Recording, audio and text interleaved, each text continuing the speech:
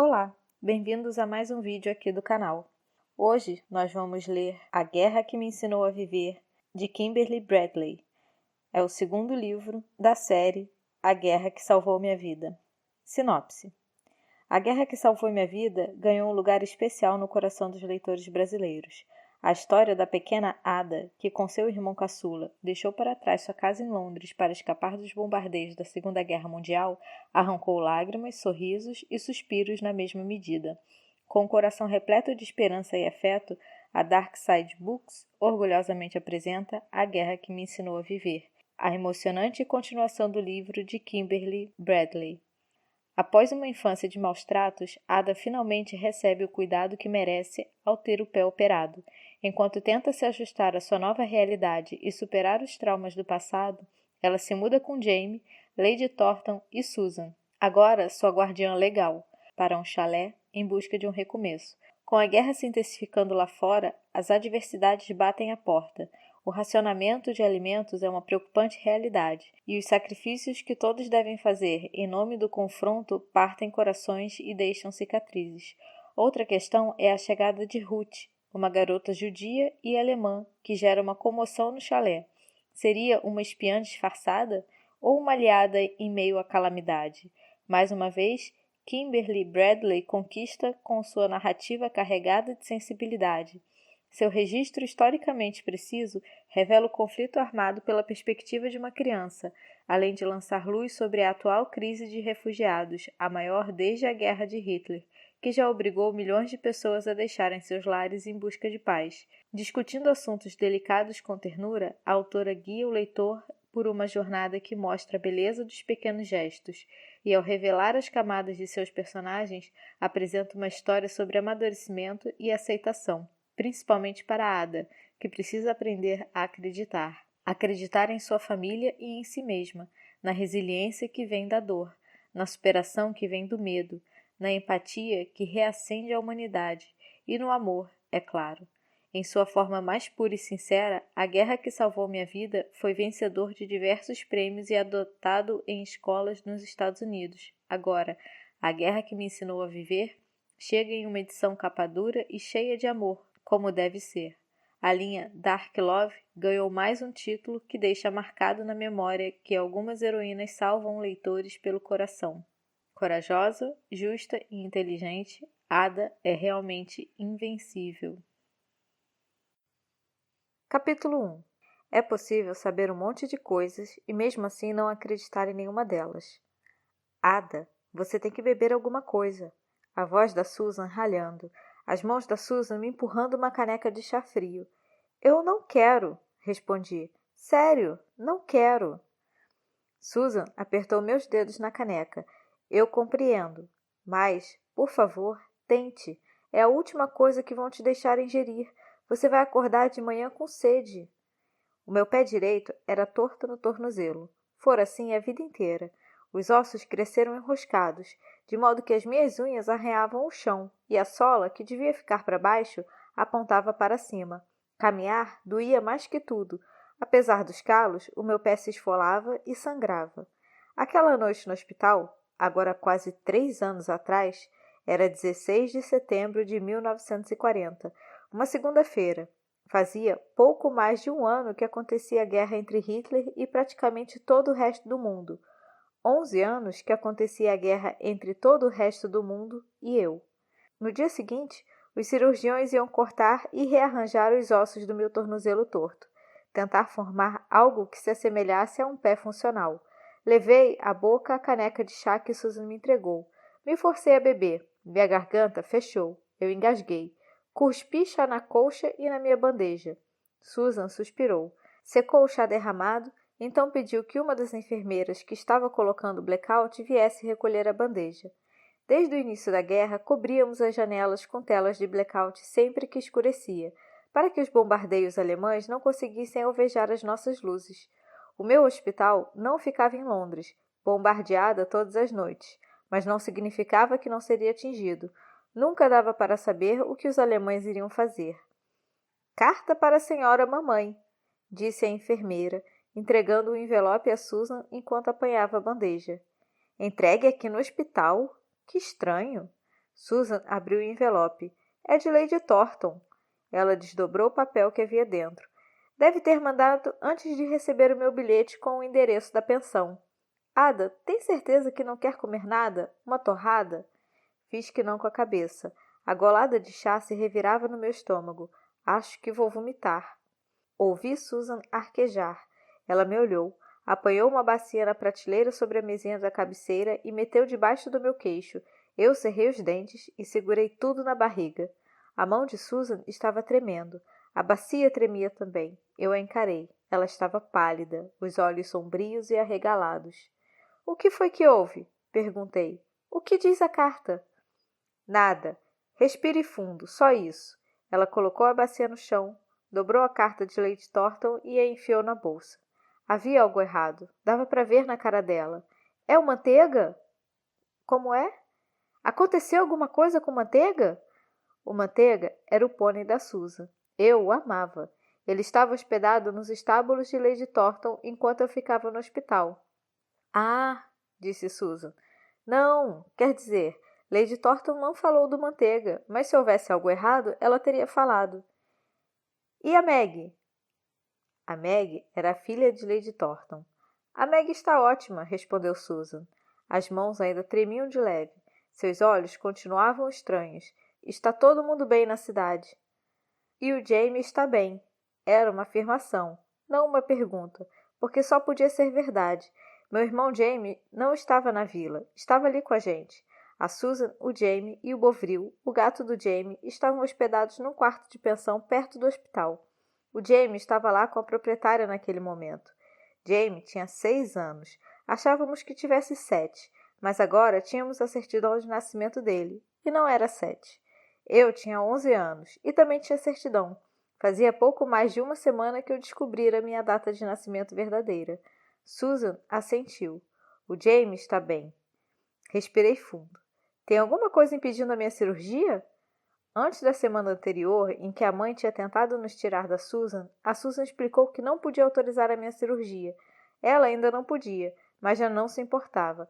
Disse que o certo e o autorizado às vezes eram coisas diferentes. Eu precisava ser operada e seria. Não fiz perguntas. A Susan afastou o meu cabelo da testa. Eu me esquivei. Não vou deixar nada impedir a sua cirurgia. A voz e a expressão dela ainda estavam estranhas. Eu sabia que tinha a ver com a carta da Lady Thornton. Lady Thornton conseguia aborrecer praticamente qualquer um. Quando eu a conhecia, antes de saber o nome dela, eu a chamava de mulher da cara de ferro. Era fria e dura, feito um antigo machado de cortar lenha. Com a gente ali, Lady Thornton não podia meter o bedelho. Tínhamos perdido tudo o que havia na casa da Susan, mas eu ainda tinha o Jamie, a Susan, o Bovril e o Manteiga, e a cirurgia no dia seguinte. Era mais do que suficiente. É possível saber um monte de coisas e, mesmo assim, não acreditar em nenhuma delas.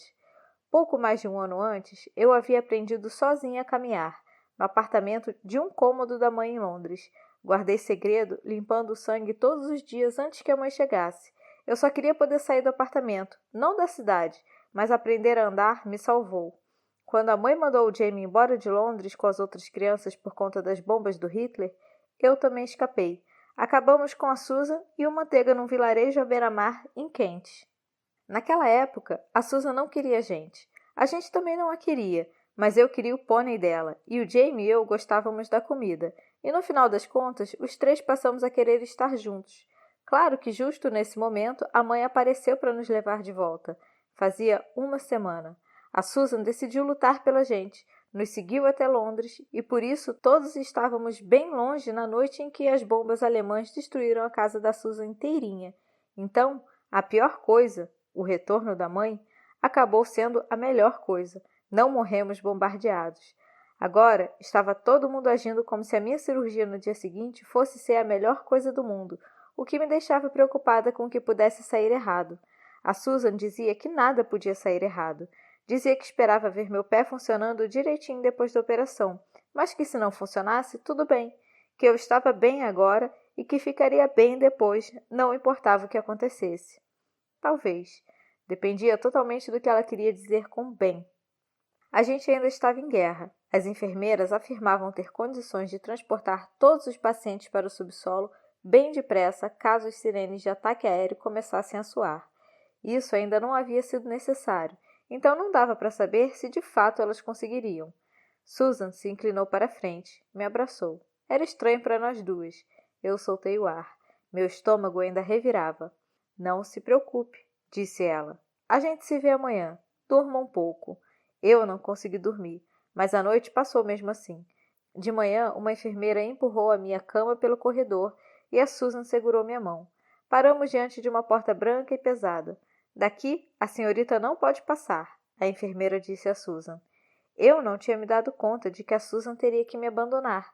Me agarrei a ela. E se não funcionar? Ela entrelaçou com força os dedos nos meus. Coragem, disse e me soltou. Na sala de operação, um homem de vestido comprido segurou uma máscara na frente do meu rosto. Vou pôr isso na sua boca, disse. E quero que você conte bem devagar até 10. Só consegui contar até 4 antes de dormir. Sair do éter foi mais difícil. Minha perna direita estava presa, atada. Eu não conseguia me mexer. Tentei me desvencilhar e tive a maior suadeira. Eu estava presa no bombardeio, enterrada em escombros. Não conseguia mexer a perna. Então, sei lá de que jeito, tornei a me ver presa no armário úmido debaixo da pia, no antigo apartamento de Londres. A mãe tinha me trancado lá dentro.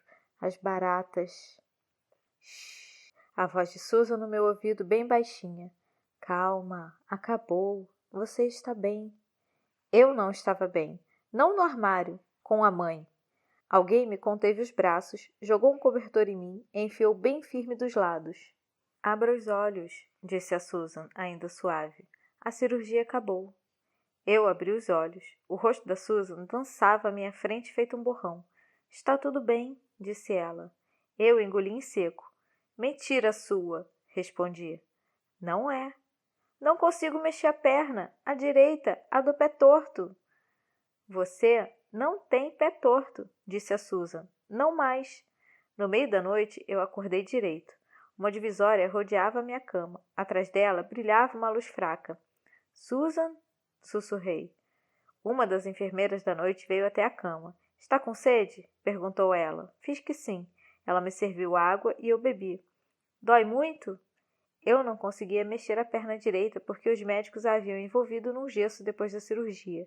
Eu me recordava disso. Uma dor forte e persistente ardia no centro do meu tornozelo por baixo do gesso e ia pulsando em direção ao joelho. Não sei, respondi. Sempre dói. Está insuportável? Eu balancei a cabeça.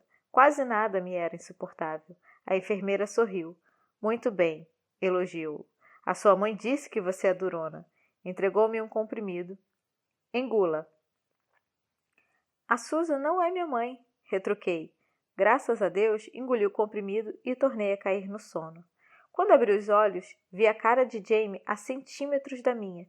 Parecia que não escovava o cabelo havia semanas. Tinha os olhos vermelhos e inchados. Estava chorando. Eu entrei em pânico. O que houve?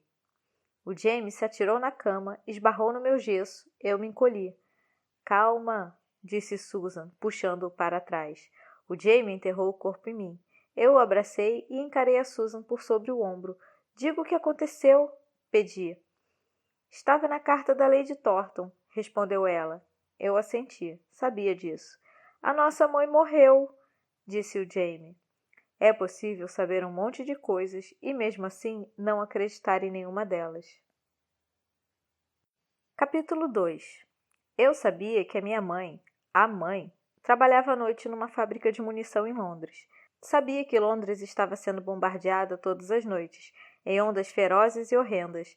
Sabia que os alemães alvejavam as fábricas, sobretudo as de munição. Eu mesma já havia enfrentado um bombardeio. Paredes de tijolos explodiram sobre a minha cabeça. Estilhaços de vidro desabaram pela rua feito neve. Eu sabia que a mãe podia morrer, só não acreditava. Mesmo com todas as bombas, eu achava que a mãe ia viver para sempre. Achava que o Jamie e eu nunca seríamos livres. Eu abracei o Jamie. Ele soluçava. Deu outro tranco no meu gesso. Consegui não gritar. A Susan enfiou um travesseiro entre o Jamie e o meu gesso. Acomodou-se na beirada da cama. Esfregou as costas do Jamie. É verdade? Perguntei. É verdade, ela respondeu. Verdade verdadeira? Eu lamento muito, disse a Susan. Lamenta mesmo? Perguntei. Eu lamentava? Achava que sim. Talvez. Minha mãe me odiava. A senhora não precisa mais ficar com a gente. Eu tinha dito a ela uma semana antes, em Londres. E isso é garantido? Ela respondera. Agora era. Esse não é um final feliz, disse a Susan. Não é o pior final possível, mas não é feliz. E eu sinto muito por isso. Por outro lado, sou grata por ter chegado ao fim. Sua mãe não pode mais fazer mal a vocês. Não. Não sei se a mãe e eu poderíamos ter tido um final feliz. Sempre esperei que sim. Claro que esperava. Ela era minha mãe, mas era mais uma coisa na qual eu não acreditava por completo. Eu me virei para o Jamie. Por que você está triste? A mãe odiava a gente. Ela mesma disse. O Jamie soluçou ainda mais. Eu amava ela, respondeu ele. O Jamie era melhor do que eu. Ele provavelmente amava mesmo a mãe. Eu não. Queria amar. O que eu mais queria era que ela me amasse. Tornei a olhar para Susan. Como eu tenho que me sentir? Uma boa filha estaria triste, eu imaginava. Mas, se a mãe tinha morrido, eu não era mais a filha de ninguém. Eu não estava triste, não estava feliz, nem com raiva, nem nada. A Susan agarrou a minha mão por cima das costas pequeninas do Jamie. Pode se sentir como quiser. Tem alguma palavra para quando a gente não sente nada? Tem, respondeu a Susan. Atônita. Eu fiquei atônita quando soube que a minha mãe tinha morrido. Eu olhei para ela. Quando foi que sua mãe morreu? Uns anos atrás, muitos meses antes da Beck. A Beck, a melhor amiga da Susan, tinha morrido de pneumonia 3 anos antes da guerra. Eu sabia disso. As duas moravam juntas. A casa bombardeada da Susan antes tinha sido da Beck, e foi a Beck quem deu manteiga para Susan. As 2 mortes foram difíceis, disse Susan. Meu sentimento em relação à morte da minha mãe foi mais complicado. Eu soltei a minha mão da dela. Como é que Lady Thornton ficou sabendo? Antes da última semana, passamos 1 ano sem ter notícias da mãe. Nenhuma palavra, apesar de todas as cartas escritas por mim e pela Susan, até que ela apareceu pessoalmente para me arrastar com Jamie de volta a Londres. Eu tinha fornecido o novo endereço da sua mãe ao SVF. Uma das equipes de Londres contatou Lady Thornton. Suponho que estejam monitorando as listagens de baixas. O SVF era o Serviço Voluntário Feminino. Fazia um serviço de guerra. A Susan fazia parte do SVF da nossa cidade. Lady Thornton era líder, o que fazia dela encarregada de evacuados como eu e o Jamie. A Susan tentou me dar a mão outra vez, e eu puxei. O Jamie continuou chorando. Eu queria confortá-lo, mas me sentia vazia por dentro. Eu não sabia o que o Jamie e eu éramos se a mãe tinha morrido. A gente ainda podia ficar com a Susan? Ainda éramos evacuados? O que acontece agora? Perguntei. A Susan fez uma pausa. Eu não sei, respondeu ela. Vou perguntar a Lady Thornton sobre os arranjos. Eu pestanejei. Meu coração descompassou. Não era a resposta que eu esperava. Não era a resposta que eu queria. Arranjos. A palavra veio repleta de preocupação. Chegou com uma onda de pânico. Desabou no fundo do meu estômago, onde eu havia ouvido essa palavra antes. A Susan não disse, não se preocupe. Não disse, é claro que vocês vão morar comigo. Não disse, vou garantir que recebam cuidados. Ela dissera tudo isso no dia em que nos resgatou da mãe pela 2ª vez, no dia em que teve a casa bombardeada. Disse que ficaríamos juntos para sempre. Eu acreditei nela. Ela estava mentindo ou tudo havia mudado por conta da morte da mãe? Tem alguma palavra para crianças com os pais mortos? A Susan engoliu. Órfãos, respondeu. Órfãos. O Jamie e eu agora éramos órfãos, não evacuados. Não seríamos mais protegidos por Lady Thornton. A Susan não ia poder ficar com a gente. Com os órfãos aconteciam outras coisas. Uma dor me invadiu as entranhas. Uma dor que eu jamais sentira no pé. Abracei o Jamie com mais força. Fosse lá o que acontecesse, eu me agarraria a ele. Nunca deixaria que nos separassem. Logo vou estar andando, eu disse, e vou ser muito útil. A Susan piscou. A sua recuperação vai levar uns meses, você sabe disso. Eu sou muito esforçada, insisti. É mesmo, respondeu Susan, mas não vai ficar boa mais rápido por causa disso. Não sei se vão te deixar sair do hospital, seja lá o que mais aconteça. Eu tenho que sair agora? O dia ficava cada vez pior. Não, não, claro que não. A Susan soava distraída. Estou falando do funeral, se houver, seja lá o que for feito. Funeral. Outra palavra que eu não compreendia. Mesmo depois de passar 1 ano com a Susan, havia tanta coisa que eu não entendia. A mãe não tinha muito jeito com as palavras, e havia um limite para o que eu conseguia aprender sozinho olhando pela única janela do nosso apartamento. Arranjos. Formem uma fila encostados na parede, dissera a Lady Thornton em setembro do ano passado, usando a sua voz encrespada de líder do SVF. Vamos aos arranjos. Tínhamos acabado de chegar de trem à vila, evacuados de Londres, uma horda de crianças imundas e desgrenhadas, e o Jamie e eu éramos os mais tenebrosos. Eu estava exaurida do esforço da fuga, meu pé torto, vertendo sangue, doendo tanto que meus joelhos tremiam. O povo da cidade passava pela gente e nos olhava de cima a baixo. Ninguém quis o Jamie nem a mim. Eu agora estava de volta àquele lugar, só que mais limpa e com o pé direito engessado. É melhor você ir, eu disse, dando as costas para Susan. Precisa começar a fazer os arranjos. Capítulo 3. Quando a mãe me trancava em casa, eu pelo menos podia dar uma circulada. Agora eu estava presa a uma cama de hospital, impotente, imóvel, longe do Jamie e do Manteiga. Eu não teria um Manteiga se tivesse que me afastar da Susan. A Susan não amava o Manteiga, não como eu. Ele havia sido deixado pela Beck. Talvez, se eu fosse morar num lugar onde pudesse ter um pônei, a Susan me emprestasse o Manteiga. Era eu quem tomava conta dele. Levei as mãos ao rosto, encharquei o travesseiro de lágrimas. Tentei não fazer barulho. O Jamie provavelmente ia poder levar o gato. O Bovril era um bom caçador de ratos. Até a mãe talvez tivesse deixado o Jamie ter um gato. Sinto tanto pela sua mãe, sussurrou uma das enfermeiras mais jovens. Cobriu meus ombros com os cobertores. Eu não respondi. A Susan tinha tentado me ensinar boas maneiras, mas eu não sabia como ser educada ao ouvir alguém dizer que lamentava a morte da minha terrível mãe. O seu pai está no exército? Perguntou a enfermeira. Eu balancei a cabeça. Ele morreu, sussurrei. Há muito tempo. Nada a ver com a guerra. Agora somos órfãos. A enfermeira se espantou. Coitadinhos! Eu rolei o corpo para a parede. O que acontece com os órfãos? Indaguei. Onde os órfãos moram? Em orfanatos, eu presumo, respondeu a enfermeira. Mas de certo a sua tia... Ela não é nossa tia, respondi. Naquela tarde, quando a Susan voltou, eu fingi estar dormindo. Ao retornar depois do chá, ela trouxe o Jamie.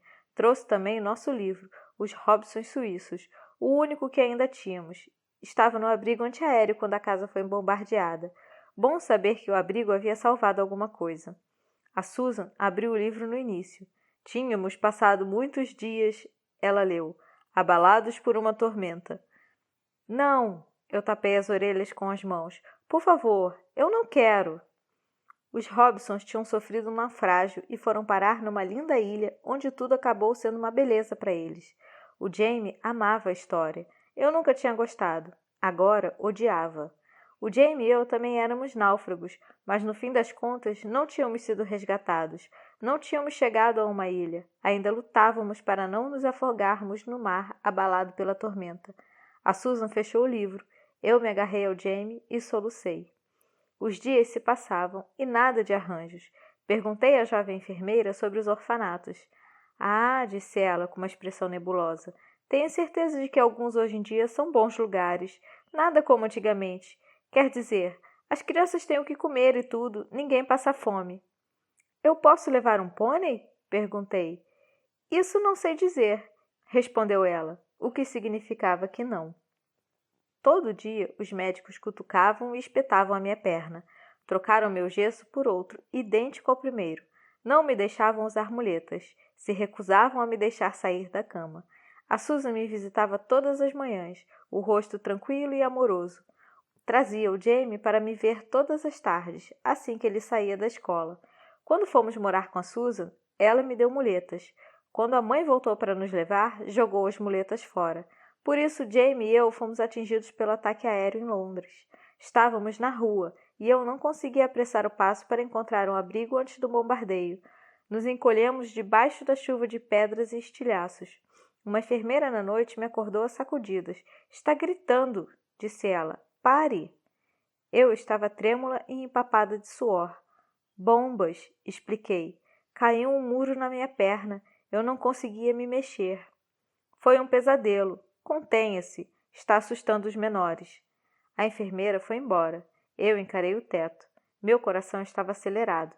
Eu precisava fazer xixi, o que significava ter que chamar uma enfermeira e usar um pinico, o que me fez lembrar a mãe me obrigando a usar o balde no nosso antigo apartamento. Eu sabia onde ficava o banheiro. Tinha ido até lá antes da cirurgia. O corredor estava escuro, mas uma luz cintilava no posto de enfermagem do corredor. Eu me sentei, afastei os cobertores e os lençóis. Dei uma pancadinha no gesso duro. Meu pé quase não doía. Balancei as pernas até o chão. As muletas teriam facilitado, mas havia várias camas espalhadas pelo quarto.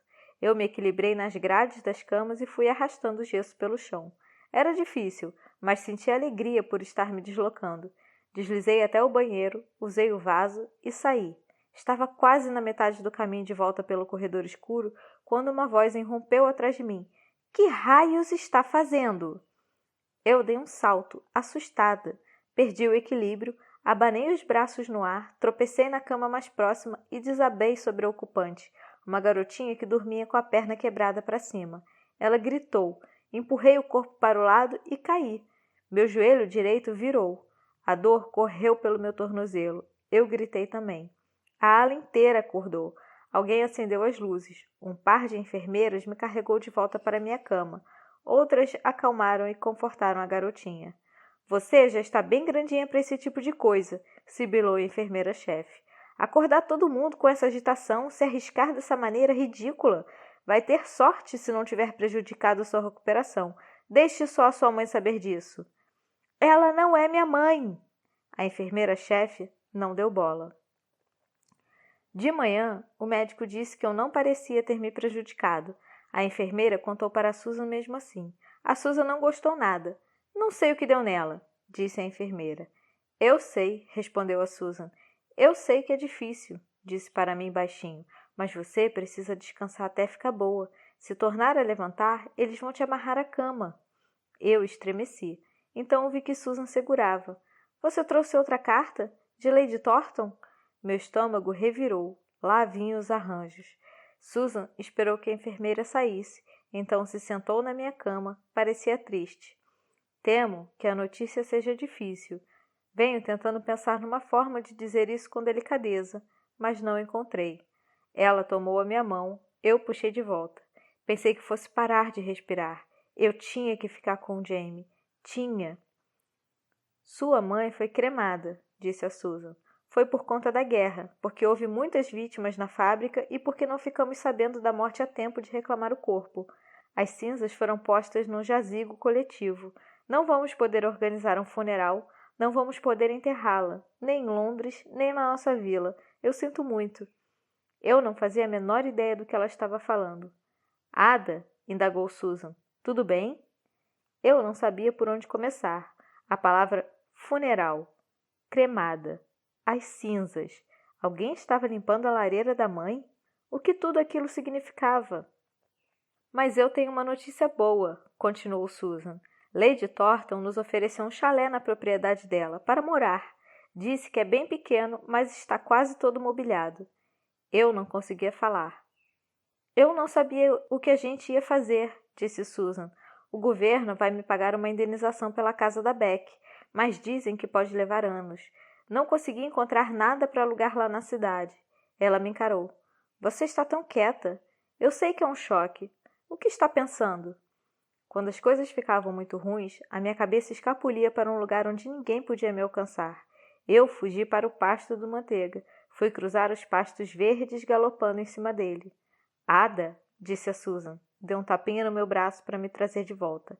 Eu respirei fundo. Quando é que a gente vai para o orfanato? Como é? Quando é que o Jamie e eu... Ai, Deus, por favor, me deixe ficar com o Jamie, por favor. Quando a gente vai pro orfanato? Orfanato? A Susan parecia ter levado um tapa meu, de tão chocada. Ada, por que diabos vocês iriam para um orfanato? Eu cravei os olhos nela. Então, para onde a gente vai? Para lugar nenhum. Nada mudou. De onde você tirou essa ideia? Foi sua mãe que morreu. Eu ainda estou viva. Você falou que tinha que fazer os arranjos. Os arranjos do funeral. Eu não sei o que é isso. A Susan ficou paralisada. Ai, disse ela. Ai, pelo amor de Deus, pobrezinha. Você devia estar agoniada. Por que não disse nada? Você nunca quis filhos, retruquei. Você mesma falou. Ela tinha dito e repetido logo que chegáramos.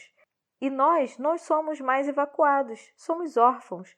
Lady Thornton não é mais responsável por nós e nem você. E o orfanato não vai me deixar levar o manteiga. Ah, Ada. A Susan se inclinou e me abraçou. Tentei me soltar, mas ela apertou firme. Era mais forte do que parecia. Você entendeu tudo errado, disse ela num tom suave. Vocês são órfãos, pelo menos em teoria, mas é claro que vão ficar comigo. De certa forma, é mais simples, agora que a sua mãe morreu. Não devo ter problemas em me tornar a guardiã legal de vocês dois. Quando falei dos arranjos, quis dizer da sua mãe, para o cadáver. Eu não sabia o que significava cadáver. Podia imaginar, mas tinha medo. Para o corpo dela, disse Susan. Só isso. Você e o Jamie ficam comigo. Eu tentei falar, mas não saiu nada. Engasguei e então comecei a chorar. E a Susan me embalou, indo e vindo, como se eu fosse um bebezinho, como se ela me amasse, como se sempre tivesse me amado. Capítulo 4.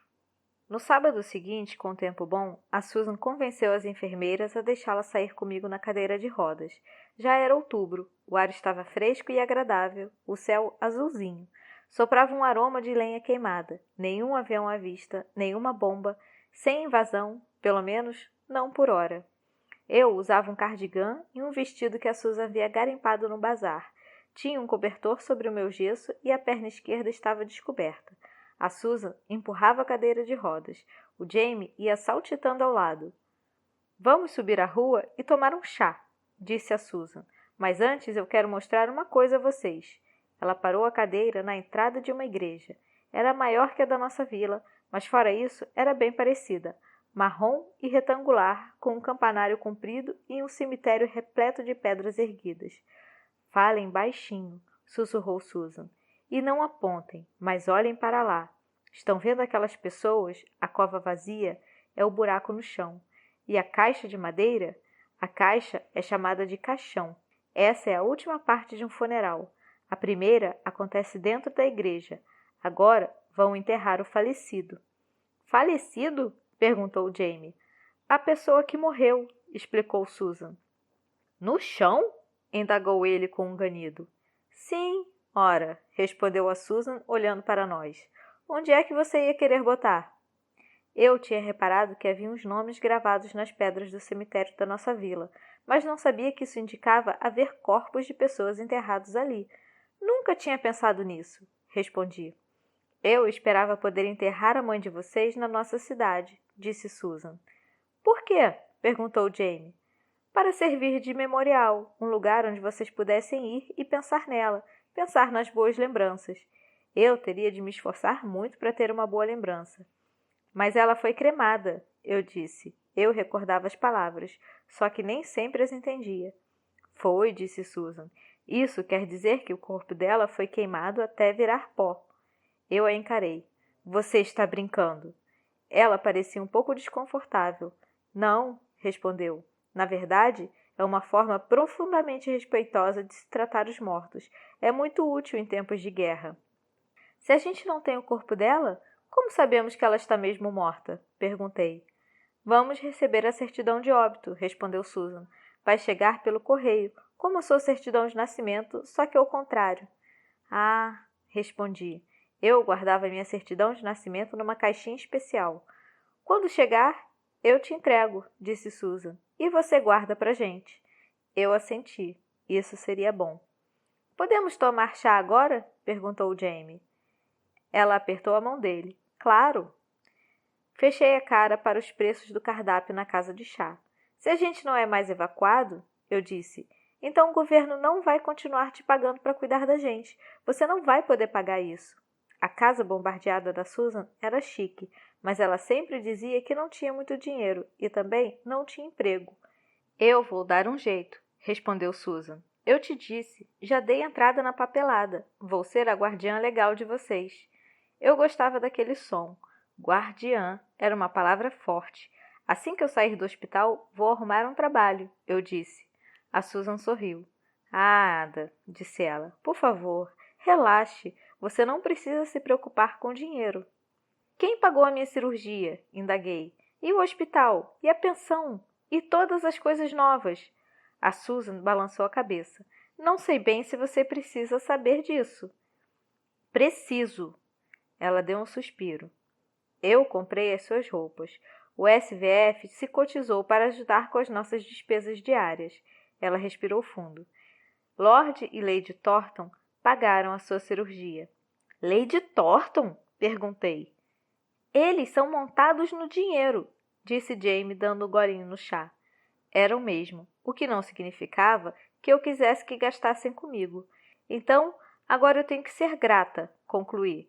Lady Thornton, eu nunca tinha visto Lord Thornton. Ele estava fora, trabalhando para a guerra. Espero que você já seja grata, disse Susan, por tudo o que ela fez por você, ajudando com manteiga, doando as roupas antigas da Meg, sem falar no chalé onde vamos morar.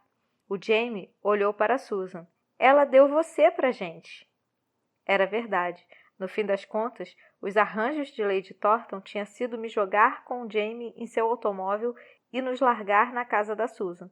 Fora a melhor coisa, por mais que na época não parecesse. Não quero ter que sentir gratidão, resmunguei. Susan sorriu. Eu entendo, mas sinta mesmo assim. Grata à mulher da cara de ferro. Grata por cada gesso novo da minha perna.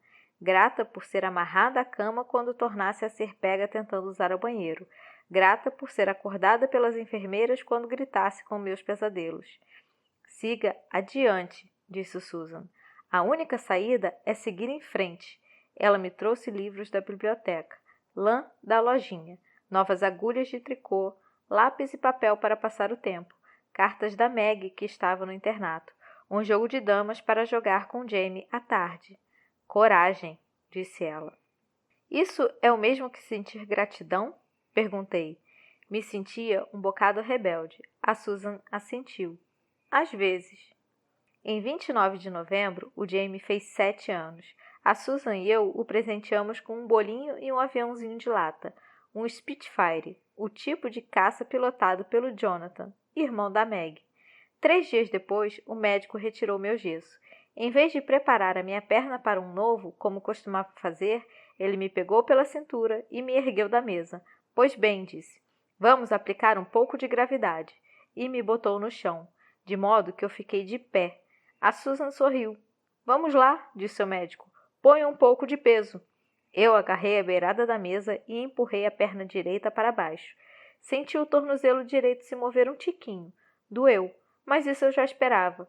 Apliquei mais peso à perna direita. As duas pernas tremiam. Fazia muito tempo que eu não as usava. Eu estava de pé, nos 2 pés. Afastei a camisola e olhei para baixo. 2 pés, 10 dedos, todos apontados para frente. 10 unhas, todas para cima. O pé direito era menor e cheio de cicatrizes, ainda com um calo na pele onde o topo costumava fazer, às vezes, de base. Mas parecia um pé, não uma aberração. Se eu tivesse um pé assim, talvez a mãe não gritasse comigo. A cirurgia tinha funcionado. Eu não tinha mais pé torto. Enquanto eu olhava meus pés, embaçaram, então clarearam, então embaçaram de novo. Grandes bolhas de lágrimas despencaram dos meus olhos. Meus ombros começaram a tremer. Eu teria desabado no chão, mas a Susan me abraçou. Me abraçou como na manhã em que me encontrou com vida em Londres. Depois do bombardeio. Não sei quanto a você, mas eu estou me acostumando com essas coisas dos abraços, sussurrou ela no meu ouvido. Aquilo me fez rir. mesmo que eu ainda estivesse chorando. Eu fiquei de pé e solucei. E fiquei de pé e solucei. E fiquei de pé e fiquei de pé e fiquei de pé. Naquela tarde, o Jamie entrou correndo na ala trazendo uma caixa de papelão. Mostra o pé, disse ele. Eu estava deitada sobre os cobertores, com as pernas estendidas diante do corpo. Olha aí, respondi. Havia passado a tarde inteira admirando meus pés. O Jamie escalou a cama.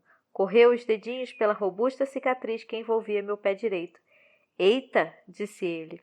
Agora parece pé de verdade. Eu não imaginava que o meu pé pudesse mudar tanto. O tornozelo jamais se dobraria perfeitamente, o médico explicou. E por dentro, o pé não era normal, mas eu poderia caminhar com a sola no chão e usar sapatos de verdade nos 2 pés. Era mais que suficiente. Aqui, disse Susan, me entregando a caixa do Jamie, para comemorar. Eu ergui a tampa. Era um par de sapatos.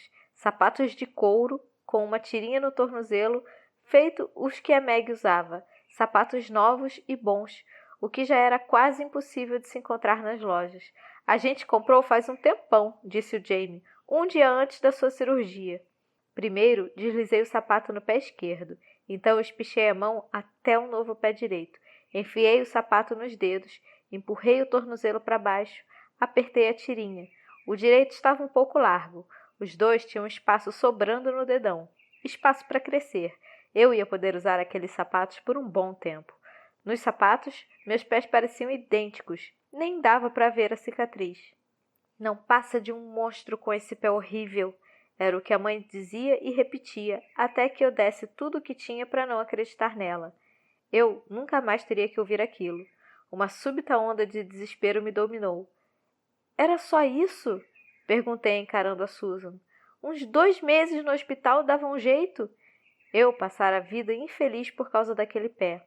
Os olhos da Susan se encheram de lágrimas.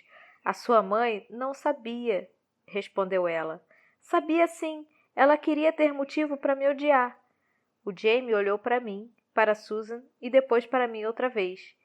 Eu achei que você fosse ficar feliz. Ah, Jamie, eu respirei fundo. Eu estou feliz. Balancei as pernas até o chão. Me ajude a caminhar. Cuidado, disse Susan. Suas pernas ainda estão sem força, querida. O Jamie vai cuidar de mim. Estendi as mãos e deixei que ele me equilibrasse.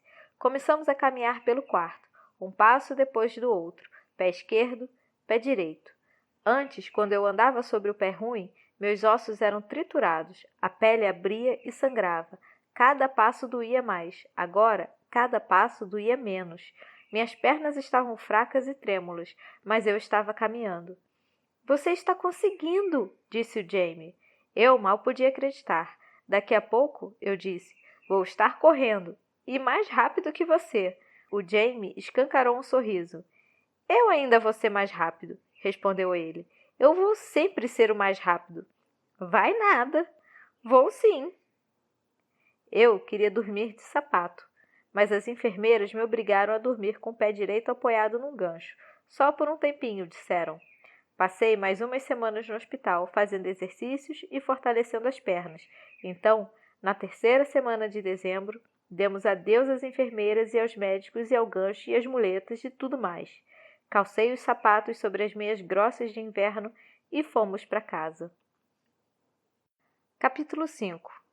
Desenhe um mapa, pedi a Susan enquanto subíamos no trem. Caminhei até a estação feito uma menina normal, pé direito, pé esquerdo, sem muletas, quase sem mancar.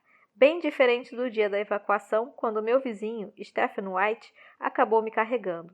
Nós vamos passar por Londres? Mostre onde a gente está e onde a gente vai.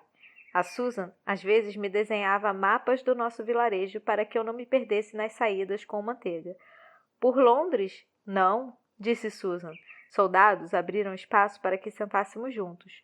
Susan acomodou nossas malas no compartimento de bagagens e enfiou a cestinha do Bovril debaixo do assento. Encontrou um lápis e uma folha de papel na bolsa. Desenhou. Essa é a Inglaterra. Aqui é onde nós estamos. Aqui é Londres. Aqui é a nossa casa. Ela rabiscou uma linha para mostrar a rota de trem até Kent. James apontou para o espaço em branco na lateral do papel. O que tem aqui? Dragões, respondeu Susan. Nós a encaramos. Ela riu. Estou brincando. Antigamente as pessoas desenhavam dragões nas beiradas dos mapas, quando o mundo ainda não tinha sido totalmente explorado. Os cartógrafos imaginavam que haviam dragões habitando esses lugares desconhecidos. Ainda a encarávamos. O que são dragões? Perguntou Jamie. Eu também não sabia. Criaturas enormes, míticas, que cospem fogo. Lembram lagartos, mas são gigantes, explicou Susan. Alguns até voam. Os olhos de Jamie estavam arregalados. Eu fechei uma carranca. Ela estava falando sério? Eu não sabia dizer. Não quero dragões, afirmou Jamie. Está bem, disse Susan. A gente não põe no nosso mapa. Em vez disso, ela desenhou o Canal da Mancha no sul da Inglaterra e uma linha representando a costa da França do outro lado. Em cima da França, ela escreveu, ocupada pela Alemanha. Pior que dragões, comentou. Eu duvidava. Pior que lagartos gigantes voadores que cuspiam fogo? Talvez pudéssemos mandar uns dragões atrás de Hitler. A noite caiu antes de chegarmos à estação do nosso vilarejo. Pegamos um táxi até um novo chalé. O Jamie grudou a testa na janela do carro. A gente antes morava numa casa na árvore, ele disse, mas agora vamos morar numa caverna. Isso era, claro, de os Robsons suíços. Pois é, respondeu a Susan. No início vai ser espartano, mas a gente vai deixar tudo aconchegante. Vai ser muito mais quentinho e sequinho que morar naquela árvore. Eu revirei os olhos. Por que você dá corda? Ela abriu um largo sorriso. Sugere alguma alternativa? Bem, não. Não mesmo. O chalé ficava num bosque sombrio, desfolhado agora no inverno, escuro e cinzento. As paredes de pedra clara cintilavam sobre o luar. Achei que era para ser pequeno, eu disse. O chalé tinha o dobro do tamanho da antiga casa da Susan e da Beck. A Susan pestanejou. Eu esperava que fosse. Lady Thornton descreveu como pequeno. Pequeno comparado à casa Thornton, que era do tamanho de uma estação de trem, mas não comparado a qualquer outra casa. Susan pagou o motorista do táxi, apanhou uma enorme chave de ferro debaixo de um vaso de planta na escada da frente e meteu na fechadura da porta. Do lado de dentro, o chalé estava um breu. Telas de blackout cobriam as janelas. A Susan tateou à procura de um interruptor e uma única lâmpada pendurada no meio do teto deu uma piscadela, iluminando bem de leve um cômodo grande e quase vazio. Num canto, alguma coisa se remexeu e saiu correndo. Torci para que fosse um camundongo, não uma barata nem uma ratazana. O Jamie ergueu a tampa da cesta do bovril. O gato deu um ronquido e disparou atrás do barulho. Pela primeira vez na vida, amei o gato do Jamie. O ar tinha um cheiro fresco, não úmido, mas as paredes de gesso emanavam frio. Fui atrás da Susan, que inspecionava o andar de baixo. Acendemos as luzes pelo caminho. De um lado da grande sala havia uma cozinha, com uma mesa bamba e um conjunto de cadeiras. Atrás havia um quartinho de fundos, vazio, e uma espécie de área de serviço com um caldeirão de ferver roupas e um cesto cheio de carvão. Graças aos céus, disse Susan ao ver o carvão. Ao nos aproximarmos da escada, o Jamie desceu correndo. 5 quartos, disse ele. Ai, que bom, respondi. O Bovril pode dormir sozinho. O Jamie me deu uma olhada rápida. O Bovril dorme comigo. Dorme você sozinha. Melhor ainda. Eu subi. 5 quartos e um banheiro. 2 quartos estavam vazios. 3 abrigavam camas já feitas com travesseiros, cobertores e lençóis. Fora a gentileza da Lady Thornton preparar as nossas camas. Generoso. Feito o cesto cheio de carvão. Feito a minha cirurgia. Desci as escadas de volta. Fiz assim. Pé direito, pé esquerdo, pé direito, pé esquerdo. Normal. Só andei. Foi maravilhoso. Jamie estava erguendo um balde de carvão até a sala de estar enquanto a Susan acendia o fogo. A gente não precisa de tanto espaço, eu disse. Eu sei, respondeu a Susan. Sou grata de verdade, mas preferia um lugar menorzinho. Vai custar uma fortuna aquecer tudo isso. O Jamie ergueu a cabeça e a encarou por detrás da franja desgrenhada. A gente quer uma caverna grande, disse ele. Quando chegarem as tempestades, vamos precisar de espaço para todo mundo. A Susan Me deu um quarto no alto da escada, um quarto inteiro só para mim. Era grande até demais, com uma única janela, papel de parede amarelo e chão frio de madeira lisa. Tinha cama, mesa com luminária, uma estante de livros e um pequeno armário para as minhas roupas. Tudo de que eu precisava na vida. Eu tirei os sapatos e pus na prateleira, onde pudesse vê-los caso acordasse no meio da noite. Desfiz minha mala, tirei as roupas de dormir, as meias extras e as calcinhas. Puxei lá do fundo a caixa onde guardava minha certidão de nascimento. Pus na prateleira ao lado dos sapatos. Tirei o suéter e o vestido e coloquei a camisola. Eu tremia e coloquei também o roupão do hospital. Apaguei a luz, baixei o blackout e espiei pela janela o jardim atrás da casa. Havia um abrigo antiaéreo semi-enterrado próximo à porta da copa e um grande cercado quadrado vazio envolvia um trecho de grama mais atrás. Eu ergui a janela e meti a cabeça para fora e senti o ar da noite. Manteiga, eu disse. Na casa antiga da Susan, o Manteiga morava no pasto dos fundos. Sempre que eu o chamava, ele vinha galopando, de orelhas e rabo alertas. Vinha deslizando, parava bem na minha frente e abaixava a cabeça todo manso. Nunca me derrubou, nem no começo quando eu era fraca e assustada. Manteiga, suspirei, abafando as lágrimas. Eu sentia tanta saudade dele. A Susan entrou trazendo outro cobertor. Parou ao meu lado, em frente à janela. As lágrimas já corriam pelo meu rosto, mas a Susan não disse nada. O jardim é lindo, comentou ela, no entanto. Estou com saudade do Manteiga. Susan fechou a janela. Você vai ver ele amanhã, de manhãzinha. Ela me abraçou pelos ombros. Agora, para a cama. Você está exausta. Eu estava. Não tinha percebido, mas de repente me vi tão cansada que mal conseguia ficar de pé. Deslizei nos lençóis frios da cama. A Susan me cobriu com um cobertor extra, tocou os lábios no alto da minha testa e eu adormeci. Capítulo 6. O Bovril pegou um camundongo! Gritou o Jamie do corredor. Eu me levantei de supetão. Era de manhã. Ainda bem que a porta do meu quarto estava fechada. Pelo menos camundongos eram melhores que baratas ou ratazanas. Eu me vesti depressa. Manteiga! No andar de baixo, a Susan pelejava com o estranho forno. Aveia? Perguntou. Não, não, não, respondi, metendo os braços no casaco. A Susan riu. Me mostrou o caminho até os estábulos e me deu um pedaço de pão para comer no caminho. Estava frio e o sol mal iluminava o bosque cinzento. O ar tinha cheiro de casa, de feno, grama e mar salgado. Respirei fundo. Estava com tanta saudade. Depois de umas poucas curvas, o caminho se abriu à estrada secundária que levava da casa Thornton aos estábulos. Pude ver o telhado. Sabia onde estava. Fred! Gritei, e então corri. Eu ainda não havia corrido muito. Tropecei, cambaleei e perdi o ar, mas estava correndo. Correndo de verdade, e era tão divertido que fui gargalhando junto. Dobrei a curva para adentrar ao pátio do estábulo e lá estava o Fred, criado da Lady Thornton, erguendo o chapéu para coçar a cabeça careca como sempre. O rosto dele se acendeu.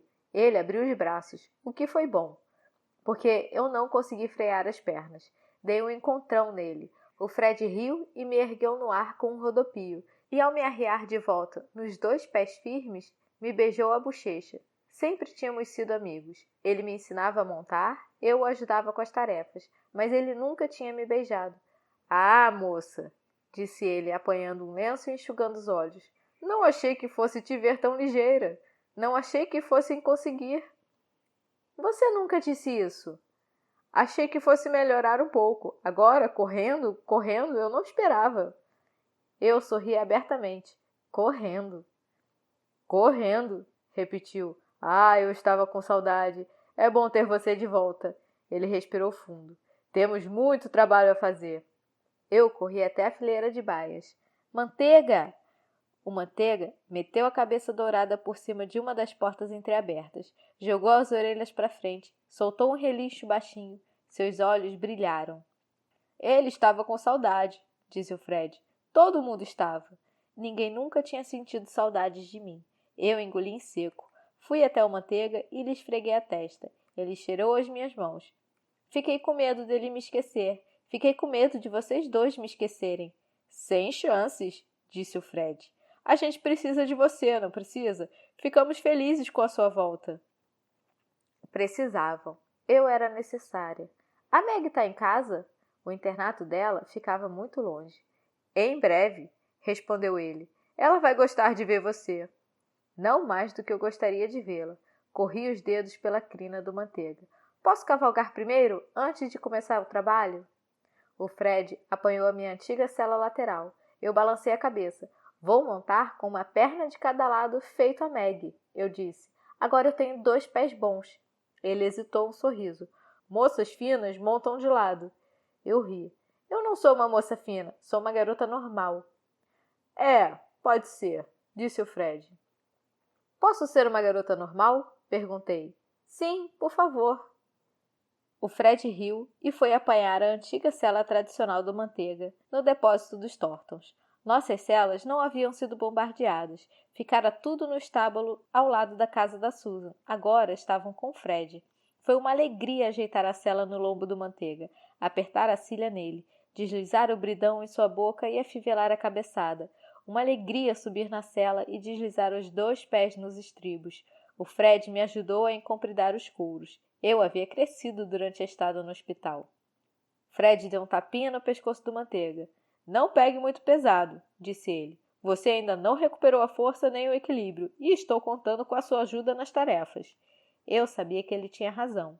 Eu ainda não estava forte. Não sairia cavalgando até a minha colina de vigia, nem avançaria muito pelos prados. Iria à cidade encontrar meu amigo de Londres, o Stephen White. Ele ia querer ver meu pé novo. Os cascos do Manteiga batiam nas pedras do pavimento. O ar do inverno me mordiscava o nariz. As passadas do Manteiga faziam meus quadris balançarem. Eu respirei fundo e senti o corpo relaxar. Meu tornozelo direito estava rígido no estribo. Sempre seria rígido em qualquer situação, mas não doía. Cutuquei o Manteiga, que começou a trotar. Eu nunca tivera muita prática com o trote elevado. Não se fazia isso numa cela lateral, mas entendi o funcionamento. E depois de uns sacolejos, encontrei um ritmo suave. Meu pé direito estava ótimo, desde que eu não forçasse o tornozelo para baixo. Firmei os ombros e me esforcei para manter os quadris paralelos. Sempre havia cavalgado meio torta. O Manteiga soltou um longo suspiro. Eu cocei o ombro dele. Se pudesse ficar ali na cela para sempre, jamais sentiria medo. O Stephen White morava com um homem muito velho chamado Coronel Macpherson, uma casinha próxima à vila. Eu não tinha tido notícias do Stephen durante a estada no hospital, mas também não esperava. Às vezes escrevia para Meg, pois ela passava muito tempo longe na escola, mas ainda sentia dificuldade em escrever cartas. Fazia muito tempo que eu não lia nem escrevia. O Stephen White foi o primeiro amigo que eu tive na vida. Quando saímos de Londres, ele me ajudou a fugir. Era a única pessoa além do Jamie que de fato entendia como era a minha antiga vida com a mãe. Eu sabia que ele ia ficar tão contente quanto Fred ao me ver caminhando direito. Parei em frente ao chalé do coronel. O Stephen sempre mantinha tudo limpinho, mas agora a casa parecia maltratada, abandonada. A varanda da frente estava coberta de folhas mortas. Cortinas de blackout tapavam as janelas e eu não vi fumaça saindo da chaminé. O coronel era muito friorento, estava sempre de lareira acesa. Desci e puxei o Manteiga até a entrada da frente. Então, bati a porta. Atrás de mim, ouvi uma voz fria, sem expressão. Ada, não esperava te ver. Não sabia quando você voltava. Eu me virei. Stephen? Stephen White estava parado à minha frente, segurando o guidão de uma bicicleta. Estava com a cara horrível. Tinha um rosto magro e pálido, com os círculos escuros sobre os olhos. Os punhos ossudos saíam pelas mangas da camisa. Ele usava uma larga braçadeira preta num dos braços. O que foi que houve? Perguntei. O Stephen engoliu. Muita coisa. Que bom te ver. Estou indo embora de manhã. Tenho uma coisa para você. Para a Susan, na verdade. Embora? O meu pai se alistou na marinha mercante. O navio dele me convocou como grumete. Vamos lá dar o troco no Hitler. Mas e o coronel? Perguntei. Além do mais, você não tem idade para lutar. O Stephen deu de ombros. 13 já é a idade de grumete. Eu nem precisei mentir. O papai e eu vamos passar o Natal com os meus tios em Londres, depois partimos. Eu não sabia o que pensar. Isso é perigoso, disse. O Hitler vivia explodindo navios de carga. Acho que sim. O Stephen me olhou de cima a baixo. ainda não sorria. Ele sempre fora alegre. Está com uma cara boa, disse. Foi tudo bem na cirurgia? Foi, respondi. Ainda não conseguia entender a indiferença em sua expressão. O que houve? Eu tenho uma coisa para Susan, repetiu ele. Vou dormir na casa do pároco. Vocês estão no chalé do antigo couteiro dos Thornton, não é? Posso passar lá depois do chá? Eu assenti. O Manteiga cutucou meu braço. Fiz um afago nele. O Stephen subiu na bicicleta e começou a se afastar. Espera! Volta aqui! Gritei. Depois do chá, respondeu ele por cima do ombro. Quando toquei no assunto com Fred, ele balançou a cabeça. Ah, Stephen, aquilo foi um horror, disse ele. Acho melhor deixar que ele conte. Parece que é o que ele quer. Por que a casa do coronel estava fechada? O coronel morreu, respondeu Fred. Umas semanas atrás, logo depois que você foi. Morreu dormindo. Estava com 88 anos. Por que você não me contou? Eu gostava bastante do coronel. O Fred pareceu constrangido. Ah, bem, não pensei nisso de cara. Não foi uma tragédia, um homem velho morreu. Então logo vieram os outros. O Fred parou. O Fred disse que vai visitar vocês hoje à noite? Eu assenti. Que bom, disse o Fred. Ele mesmo vai contar. Não consegui arrancar mais nada dele. Tirei a sela do Manteiga, fiz um carinho nele e o devolvi à baia com água fresca e feno. Então fui descendo a fileira de baias. A Era, o pônei da Meg, o Ban, o lindo cavalo do Jonathan, os caçadores de Lord e Lady Thornton, conferindo os baldes d'água e distribuindo feno. Apanhei um carrinho de mão e um ancinho. Agora, com 2 pés bons, podia usar o carrinho de mão. Mas Fred o tomou de volta. Já está bom tamanho para o primeiro dia, disse ele. Amanhã eu volto, respondi. A não ser que você precise de mim à noite, estou pronta para pegar firme. Se eu aprendesse tudo o que o Fred me ensinasse, talvez conseguisse um trabalho remunerado num estábulo dali a um tempinho. Não era impossível. Você não vai fazer esforço, disse o Fred. Fred, eu escancarei um sorriso. Eu preciso. A Susan achou que devíamos tomar o nosso chá com Stephen. Foi com o Jamie às compras. Fez sanduíches de pastas de peixe e preparou um bule de chá fresco. E a gente ajeitou a mesinha para 4. O Stephen chegou trazendo um saco de papel, encarou a mesa, sem sorrir, e se sentou. O Jamie se largou na cadeira ao lado. Como vai o Billy? O Billy, o irmão mais novo do Stephen, era o melhor amigo do Jamie. O Stephen engoliu em seco, começou a falar, engasgou, engoliu e tentou outra vez. Tentou mais 2 ou 3 vezes antes de conseguir formar as palavras, e então soltou. Morto. Capítulo 7. Susan ficou sem ar. O Jamie soltou um barulho meio soluço, meio grito. Eu estava certa de que tinha ouvido errado. O Billy White tinha a idade do Jamie. O Billy White não podia estar morto. Os nazistas bombardearam Londres por 57 noites seguidas, disse o Stephen. Eu sabia disso. Estava em Londres na primeira noite. A fábrica da mãe tinha sido atingida na semana seguinte. Todos se foram, disse o Stephen. O Billy não, disse o Jamie. Foram para onde? Perguntei, feito uma burra, antes de perceber o que ele queria dizer. Stephen, não. Não, todos eles? Os irmãos e as 3 irmãs do Stephen, todos os mais novos, haviam sido evacuados, assim como Jamie, o Stephen e eu, lá no início da guerra. Porém, os bombardeios não aconteceram e muitos pais, incluindo os do Stephen, foram buscar os filhos evacuados e os levaram de volta para casa. O Stephen só ficou porque o coronel estava muito frágil e precisava de ajuda. Todo mundo, menos o meu pai, disse o Stephen. Ele estava no trabalho. Se pelo menos eu... Você não sabe disso, disparou Susan. A guerra é horrível. Lágrimas desciam pelo rosto do Jamie e da Susan. Senti que começavam a rolar pelo meu. O Stephen não chorava. Parecia que nunca mais na vida ia chorar. O papai e eu, a gente vai ficar mais próximo agora, disse ele. Vamos dar o troco nos alemães. Isso sim. Eu não me lembrava de como era o pai do Stephen. Sabia que ele trabalhava nas docas, como quase todos os homens lá onde crescemos. Enfim, disse o Stephen, eu trouxe uma coisa para vocês. Encontrei nos escombros da casa. Fui lá dar uma olhada depois que vocês foram embora e antes da chegada das escavadeiras. A pista de pouso próxima à nossa antiga casa havia usado os escombros para tapar os buracos de explosões no asfalto. Eu sabia disso, e então o Stephen enfiou a mão no saco de papel. Não é muita coisa. Eu não esperava muita coisa. Nós mesmos havíamos revirado os destroços no dia seguinte ao bombardeio, sem encontrar nada que valesse a pena guardar, além de umas panelas e frigideiras. É isso. O Stephen exibiu diante da Susan uma moldura surrada de metal. A Susan prendeu a respiração, agarrou a moldura e então abraçou o Stephen com força. Era a fotografia da Becky que a Susan tinha na mesinha de cabeceira. O vidro da moldura estava quebrado, mas a fotografia estava inteira. Achei que pudesse ser importante, disse o Stephen. A Susan usou o lencinho dela para secar os olhos. Eu não ia conseguir outra, disse. Ele assentiu. Eu sei. Queria ter uma fotografia da minha família. Eu não tinha fotografia da mãe, nem do Jamie, nem minha, nem do meu pai. O apartamento da mãe havia sido atacado na noite em que eu e o Jamie estávamos lá. Quase não conseguimos escapar. De todo modo, não tínhamos fotografias. Ninguém tinha lá na nossa travessa. Tome um chá, disse Susan ao Stephen com delicadeza. Eu não posso ficar, respondeu Stephen. O pároco está me esperando. Para falar a verdade, só voltei à cidade para apanhar as coisas que deixei aqui. Amanhã de manhã, saio no primeiro trem.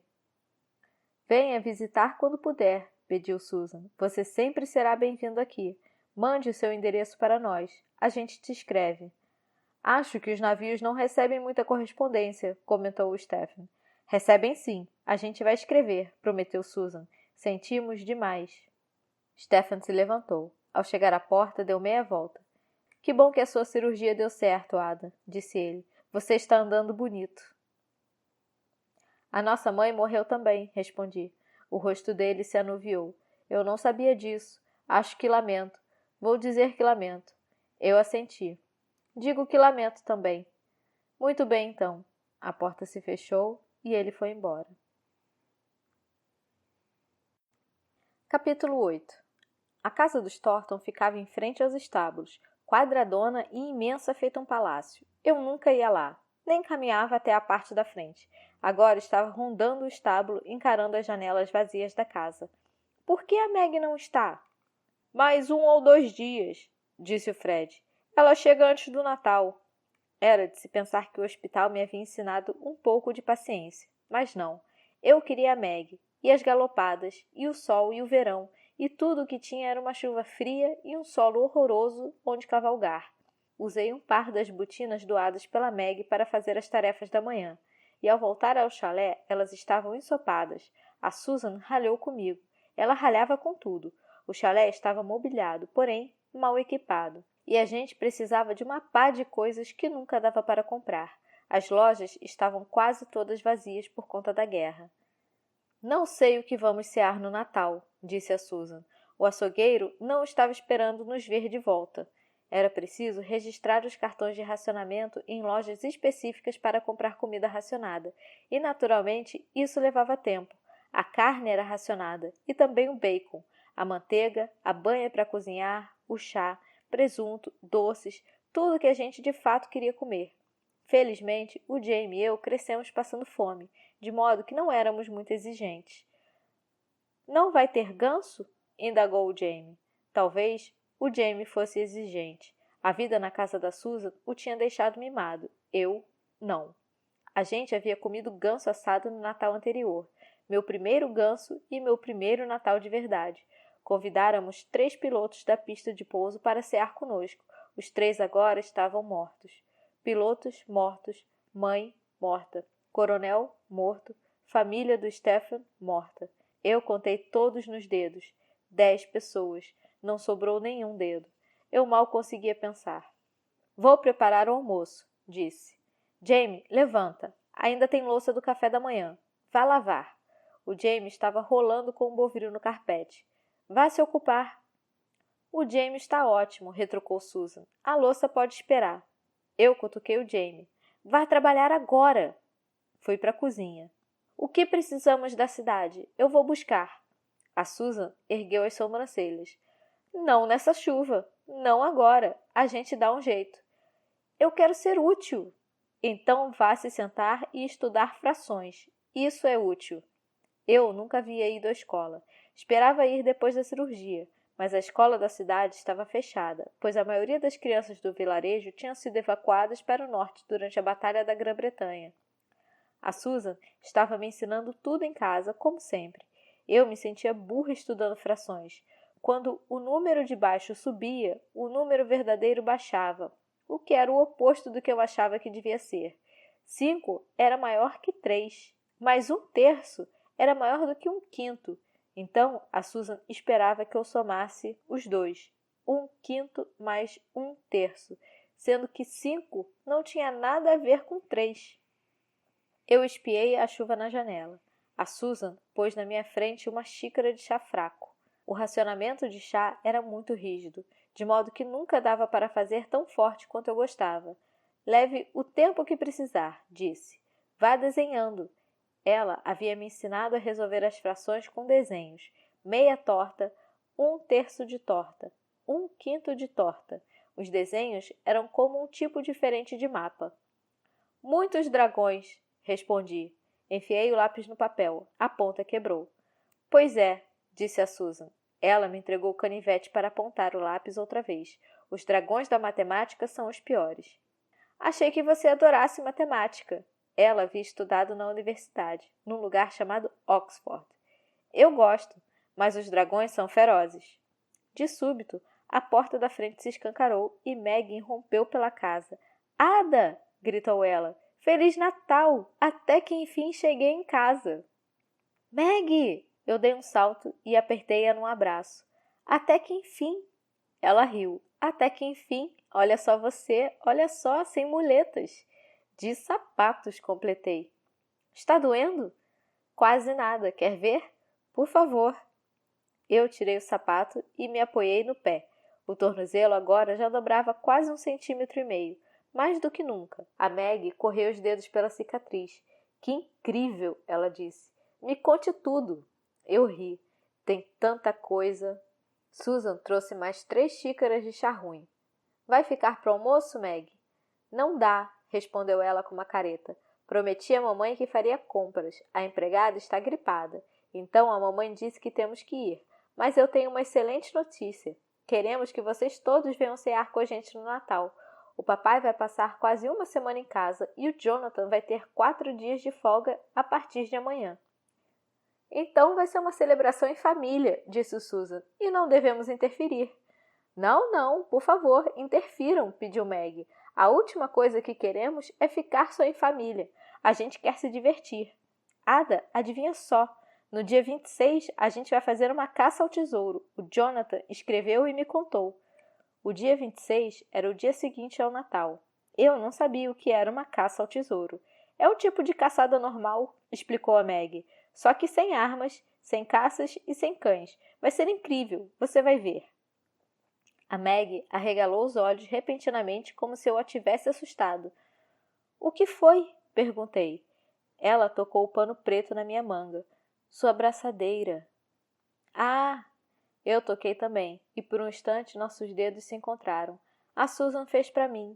Ela havia feito braçadeiras para todos nós, igual a que o Stephen usava de uma sobra de material do blackout que havia encontrado na copa. O Jamie pediu uma, daí eu pedi também. É um símbolo de luto, expliquei. Luto, com O no final, e não luta, tipo briga. A gente usa quando está triste pela morte de alguém. A Maggie assentiu. Eu sei. Sinto muito pela sua mãe. Eu devia ter dito assim que eu cheguei. Não é pela mãe, disse o Jamie. É pelo Billy White. É pela mãe também, completei, mais que depressa. Na verdade, não era. Eu nem conhecia as braçadeiras de luto quando a mãe morreu, mas não queria que a Maggie me achasse insensível. Que tipo de garota não lamentava a morte da própria mãe? Quem é Billy White? Só conheço o Stephen. A gente explicou. Que coisa horrível, disse a Maggie. Pior que horrível. E o coronel, acrescentei. E os pilotos mortos, embora eu já não lembrasse os nomes deles. A minha mãe me escreveu contando do coronel, disse a Maggie, mas não falou nada sobre a família do Stephen.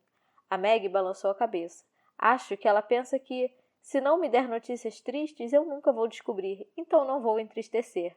A Meg soltou um suspiro. Em plena guerra. Não fazia sentido. Talvez Lady Thornton só tivesse esquecido. Ela era do tipo que esquecia coisas importantes.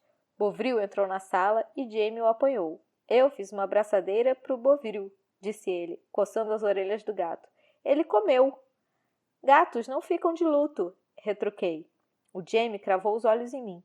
Eles ficam muito tristes, só não gostam de braçadeiras. A Meg ficou meia hora. Ao final da visita, observou a sala. Esse lugar é tão deprimente, comentou ela. Como vocês aguentam? Mesmo sem os blackouts, parece uma caverna. É uma caverna, disse o Jamie. É a nossa caverna. A gente veio para cá porque é mais seco que dentro da árvore. Os Robsons suíços, murmurei. Sim, mas os Robsons suíços não tinham carpetes nem cortinas, nem fotos ou coisas do tipo. A Susan falou que vai fazer cortinas assim que puder. A máquina de costura dela morreu bombardeada, acrescentou o Jamie. A Meg assentiu. Entendi. Imagino que os carpetes e as cortinas tenham morrido também. Estava tudo morrendo, mas eu não ia dizer isso. A Meg sabia que estávamos em guerra. Eu caminhei com a Meg até a casa dos Thornton. A chuva havia parado, mas o céu estava escuro e o vento soprava forte. Não sei o que pensar sobre a sua mãe, disse. Eu sei que você tinha medo dela. Sei que ela era horrenda. Eu subi a gola do casaco para me proteger do frio. A Susan tinha encontrado um casaco de inverno para mim em outro brasar, mas já estava um pouco pequeno. Ela ia tentar alargar. Não me diga que está feliz por ela ter morrido, respondi a Meg. Eu não quero ouvir isso. Claro que não! A Meg parecia chocada. Mas não sobrou ninguém da sua família, avós, tias ou tios? Eu dei de ombros. Acho que não. Então, acho que a Susan agora é sua mãe. Não, respondi. Ela é a nossa guardiã legal. Os papéis haviam chegado. Eu guardei eles numa caixinha. Isso é melhor que mãe? Perguntou a Meg. Claro! Dei um abraço de despedida na Meg nos estábulos e fiz um carinho no Manteiga e retornei para casa pelo caminho empapado. Já tinha quase chegado ao chalé quando ouvi o grito do Jamie. Fim da primeira parte do livro A Guerra que me ensinou a viver. Até o próximo episódio.